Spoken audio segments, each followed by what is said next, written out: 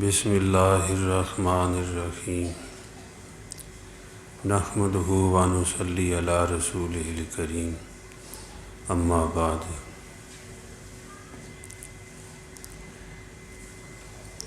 حضرت سعد بن عبادہ رضی اللہ تعالیٰ عنہ آپ صلی اللہ علیہ وسلم کے پاس آئے، حاضر خدمت ہوئے، عرض کیا یا رسول اللہ صلی اللہ علیہ وسلم، میں گھر میں نہیں تھا، میری امی فوت ہو گئی۔ میری امی میرے مال سے صدقہ کرتی تھی، میری امی میرے مال سے حج کرتی تھی، میری امی میرے مال سے رشتہ داروں پہ خرچ کرتی تھی، یعنی صلہ رحمی کرتی تھی۔ کیا میں ان کی طرف سے کوئی صدقہ کروں تو ان کو ثواب مل جائے گا؟ آپ صلی اللہ علیہ وسلم نے ارشاد فرمایا، ہاں مل جائے گا۔ تو انہوں نے عرض کیا کہ آپ گواہ ہو جائیں، میں نے ان کی طرف سے مخراف باغ جو میرا ہے وہ صدقہ کر دیا۔ مسئلہ پوچھا اور فوراً اس پہ عمل کر دیا، اور ہونا بھی ایسا چاہیے۔ صحابہ کرام رضی اللہ تعالی عنہم اجمعین کے سامنے جب آپ کوئی مسئلہ بیان فرماتے، کوئی حکم دیتے، آپ فوراً اس کو مانتے تھے، عمل کی کوشش کرتے تھے، عمل کرتے تھے۔ پھر دوبارہ ایک مرتبہ حضرت سعد بن عبادہ رضی اللہ تعالی عنہ حضور صلی اللہ علیہ وسلم کی خدمت میں حاضر ہوئے اور عرض کیا کہ یا رسول اللہ صلی اللہ علیہ وسلم، میں اپنی ماں کی طرف سے کوئی صدقہ کرنا چاہتا ہوں، ایو صدقہ افضل، کہ کون سا افضل صدقہ ہے؟ تو اس وقت مدینہ منورہ میں پانی کی ضرورت تھی۔ آپ صلی اللہ علیہ وسلم نے ارشاد فرمایا کہ قال الماء، پانی، یعنی پانی کا صدقہ کر دیں۔ پانی ملتا کم تھا، تو انہوں نے اسی باغ میں، مخراف باغ میں، محدثین نے فرمایا ہے، کنواں کھدوا دیا اپنی امی کی طرف سے، اور یہ اعلان کر دیا، یعنی بتا دیا، لأم سعد، یہ میری امی کی طرف سے ہے، سعد کی امی کی طرف سے یہ میں صدقہ کرتا ہوں۔ تو علماء نے فرمایا ہے کہ معاشرے میں جس چیز کی ضرورت ہو، اہل سخا، اہل خیر جو خرچ کرنے والے ہیں، اس ضرورت کو دیکھیں۔ اس وقت پانی کی ضرورت تھی، تو آپ صلی اللہ علیہ وسلم نے پانی کے لیے فرما دیا کہ پانی کا انتظام کر دو۔ تو اب بھی یہ چاہیے کہ مسائل کے ساتھ مشورہ ہو جائے کہ بھئی ہماری کیا ضرورت ہے، ہمیں کیا کرنا چاہیے۔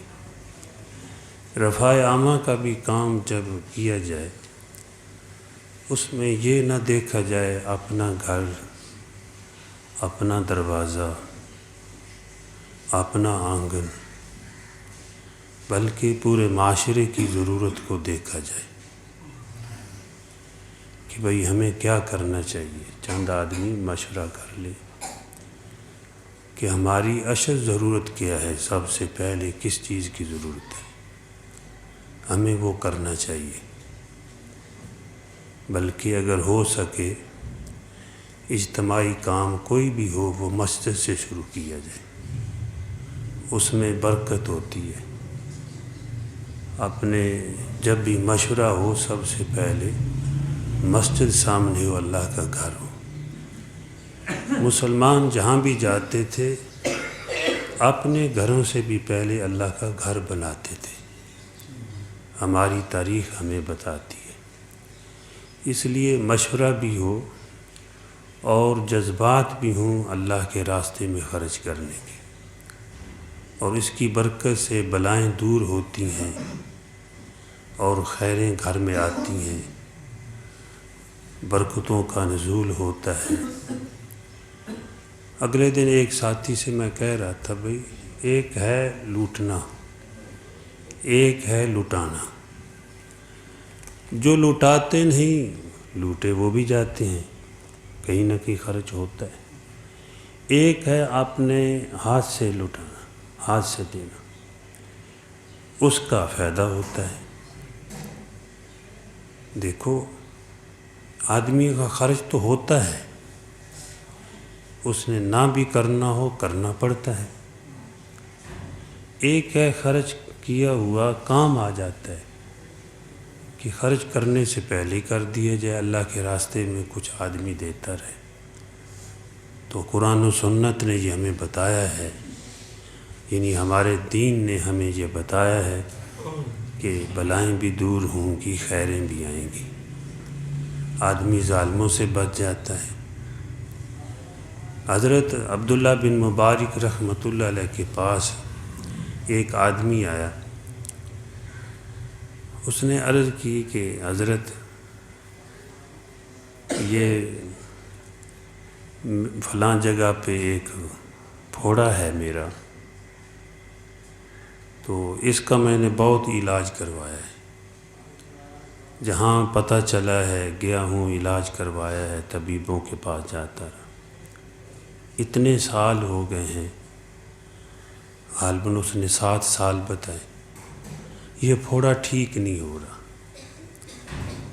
تو حضرت نے فرمایا، عبداللہ بن مبارک رحمۃ اللہ علیہ نے، جہاں کہیں پانی نہیں ہے، جس علاقے کے اندر پانی نہیں ملتا، وہاں پانی کا انتظام کر دے، کوئی کنواں کھدوا دے۔ مجھے امید ہے کہ جب کنویں سے پانی نکلے گا تیرا یہ پھوڑے کا پانی رک جائے گا، یعنی اللہ پاک تیرے اس پھوڑے کو جو ہے ٹھیک فرما دیں گے۔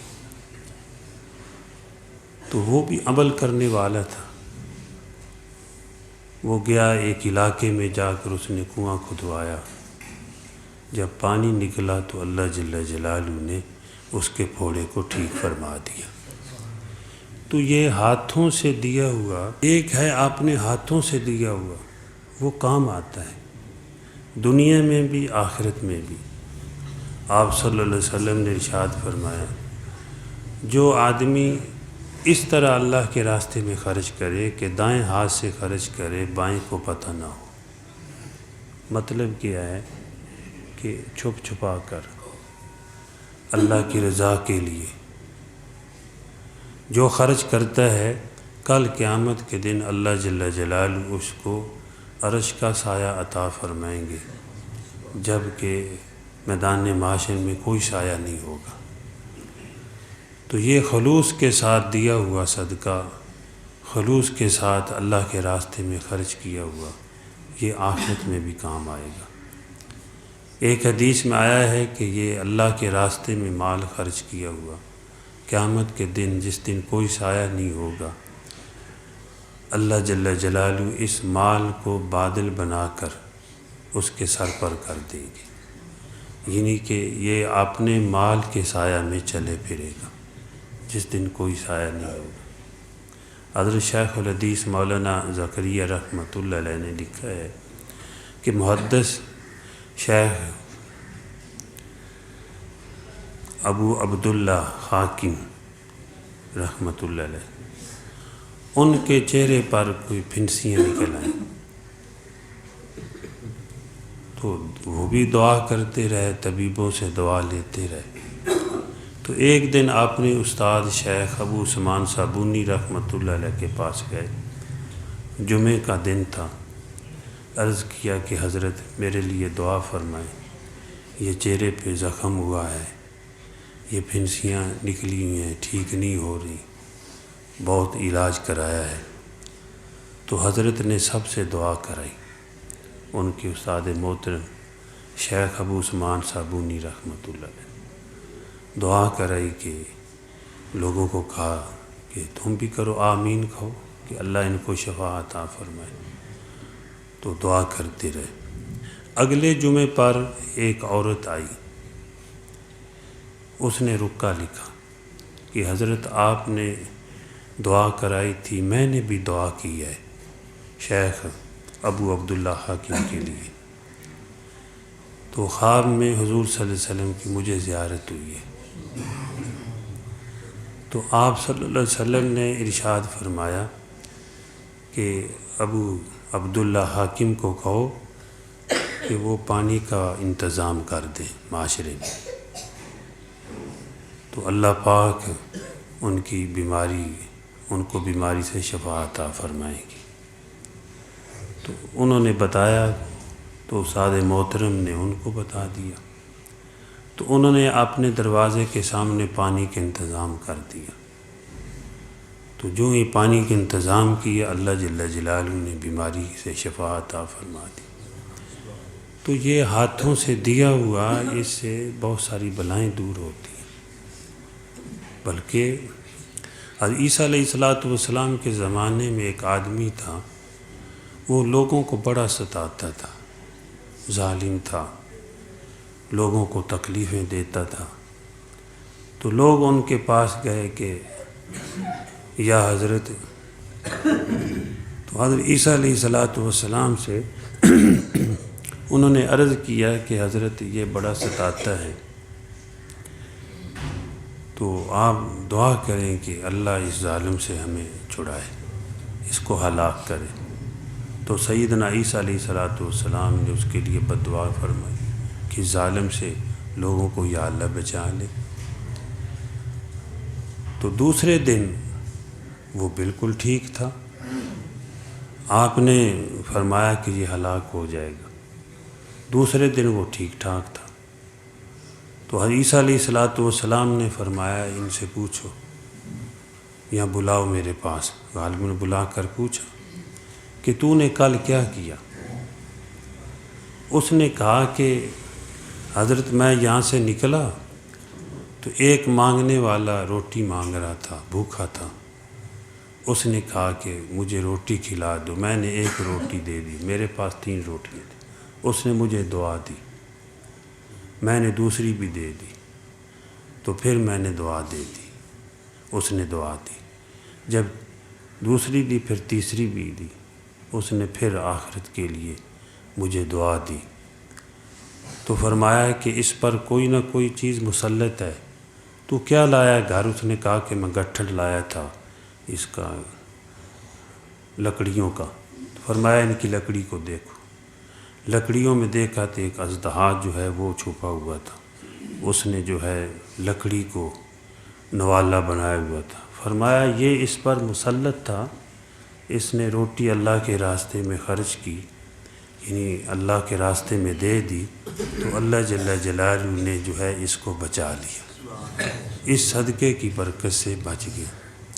تو لوگ بلکہ آپ صلی اللہ علیہ وسلم نے اور اللہ جل جلالہ نے بھی یہ ترغیب دی ہے کہ ينفقون فی السراء والضراء، کہ ایمان والے نیک لوگ، مومنین، وہ تنگی میں بھی خرچ کرتے ہیں، فراخی میں بھی خرچ کرتے ہیں۔ بعض لوگ سمجھتے ہیں ہمارے پاس ہے کچھ نہیں، بھئی تھوڑا ہے، تو ہمارے نبی پاک صلی اللہ علیہ وسلم نے تھوڑے سے تھوڑا فرمایا دے دو، ایک کھجور ہے اس میں سے کچھ دے دو، یہ ترغیب دی ہے، اور زیادہ ہے تو زیادہ دے دو۔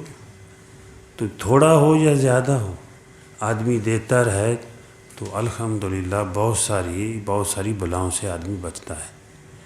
ہمارے بزرگ تو کہتے ہیں یہ بڑے حضرات جو ہیں، یہ اونچی بڑی کرسیوں پہ بیٹھنے والے، اگر یہ اللہ کے راستے میں خرچ صحیح کریں تو ملک و ملت کے اندر برکتیں آ جائیں، بجائے یہ کہ آگے پیچھے مال ہو، کہ اگر یہ خود خرچ کریں، اللہ کو راضی کریں تو اللہ پاک ملک کے اندر بھی برکتیں نزول فرما دے، اور اس سے خیر و برکت بھی اور امن بھی آتا ہے۔ لیکن یہ ہے کہ وہ سوچ نہیں ہے، آج تو سوچ ہی کچھ عجیب سی بن گئی ہے، ہماری بھی اور بڑوں کی بھی، معاشرے کے اندر عجیب سوچیں ہیں۔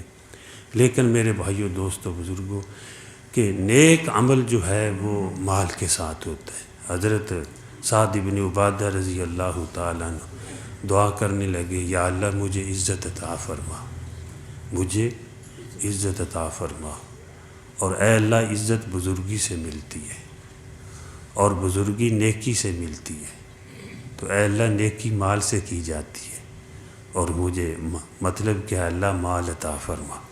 تو سعد بن عبادہ رضی اللہ تعالیٰ کی حویلی پہ آدمی کھڑا ہوتا تھا، پتہ نہیں کتنے اونٹ روزانہ ذبح کرتے کہ جس نے گوشت کھانا ہو ادھر آ جائے، جس نے گوشت کھانا ہو ادھر آ جائے۔ اور پھر ان کا بیٹا قیس آیا، قیس بن سعد، تو پھر بھی اعلان ہوتا تھا ان کی حویلی پہ، جیسے ہماری زبان میں دارا کہتے ہیں، یا یہ کہ وہ جس نے گوشت کھانا ہو ادھر آ جائے، پتہ نہ کتنے اونٹ ذبح کر دیتے تھے۔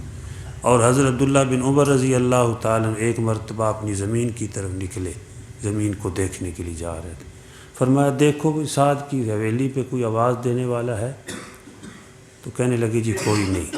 اس وقت قیس بھی فوت ہو چکے تھے، قیس بن سعد رضی اللہ تعالیٰ، وہ بھی فوت ہو چکے تھے۔ فرمایا بھائی وہ کہاں بات رہی، باپ یا بیٹا وہ نہیں رہا، وہ بات نہیں رہی۔ لیکن قیس بن سعد رضی اللہ تعالیٰ ایسے سخی تھے، بیمار ہوئے تو لوگ پوچھنے کے لیے نہ آئے۔ مدینہ منورہ میں بہت زیادہ قرض لیا ہوا تھا، لوگ آتے قرض لے جاتے، پوچھنے کے لیے لوگ کوئی نہ آئے، کم آئے۔ تو کہے بھی لوگ نہیں آ رہے، یہ آپ سے لوگ ڈرتے ہیں، ہر کوئی مقروض ہے آپ کا۔ فرمایا اعلان کر دو مدینہ منورہ میں کہ جن لوگوں نے قیس کا قرض دینا ہے سب کو معاف۔ اور پورے مدینہ منورہ میں جب جو ہے اعلان ہوا تو حضرت قیس رضی اللہ تعالیٰ کے گھر میں لوگ اتنے اکٹھے ہو گئے کہ ان کی سیڑھی بھی ٹوٹ گئی، ہجوم لگ گیا۔ اور یہ لوگ ایسے تھے جیسے حضرت عبداللہ بن حضرت جعفر رضی اللہ تعالیٰ، مدینہ منورہ میں کوئی شکر لے کے آیا، خریدنے والا نہیں، پوچھا کتنے کی شکر ہے، اونٹ لدے ہوئے تھے جی اتنے کی، فرمایا دے دو، پیسے دے دی، فرمایا مدینہ منورہ والوں میں تقسیم کر دو۔ صحابہ کرام نے ایسا کیا، اللہ نے دنیا کے خزانے ان کے قدموں میں ڈال دیے۔ اللہ جل جلالہ مجھے بھی اور آپ کو بھی، بلکہ پوری دنیا کے مسلمانوں کو ان نیک لوگوں کے نقش قدم پہ چلنے کی توفیق